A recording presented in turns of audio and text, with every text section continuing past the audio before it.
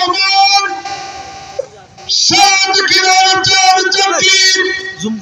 আসনের সকল প্রার্থীদের ঢাকা থেকে ভার্চুয়াল মিটিং এ অত্যন্ত বিনয়ের সাথে বলেছিলেন যে আমি সকলেই যোগ্য, তার মধ্যে আমি দলের প্রধান হিসেবে যাকে মনোনীত করব আপনারা সেই আমার মনোনীতকে সবাই মেনে নেবেন কিনা। দায়িত্বহীন ভাষায় সবাই বলেছিল যে আপনি যাকে মনোনীত করবেন, যাকে নমিনেশন দিবেন, তাকে তার হয়ে আমরা কাজ করব, সঠিক কিনা? প্রিয় নেতৃবৃন্দ, সেই দেশ নায়ক জনাব তারেক রহমান 7-2 আসনে ধানের শীষের মনোনয়ন দিয়েছে কাকে? উত্তর হলো ধানের শীষের মনোনয়ন কাকে দিয়েছেন? ধানের শীষের মনোনয়ন দিয়েছেন।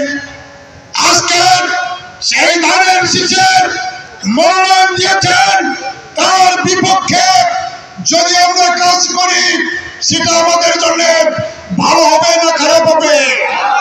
দলের জন্য ভালো হবে না খারাপ হবে?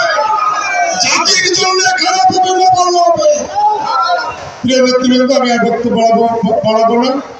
আজকে শিবপুর ঘোনা বৈজ্ঞানিক কুশকালী আগরদাই ইউনিয়ন বাজদা কুশকালী ইউনিয়নের আয়োজিত আগামী ত্রয়োদশ সংসদ নির্বাচনের আসন্ন নির্বাচনের এই নির্বাচনী মহাসমাবেশের সভাপতি কুশকালী ইউনিয়ন থেকে নির্বাচিত সাবেক চেয়ারম্যান এবং কুশকালী ইউনিয়ন বিএনপির সাবেক সভাপতি শেখ রাহেন বিশ্বাস, জনাব রাহেন বিশ্বাস উপস্থিত আছেন।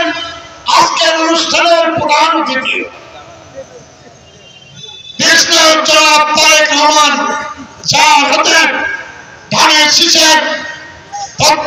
শীষ তুলে দিয়েছেন, সেই ধানের শীষের কান্ডারি আলাজ আব্দুর রউফ সাহেব মঞ্চে উপবিষ্ট আছেন।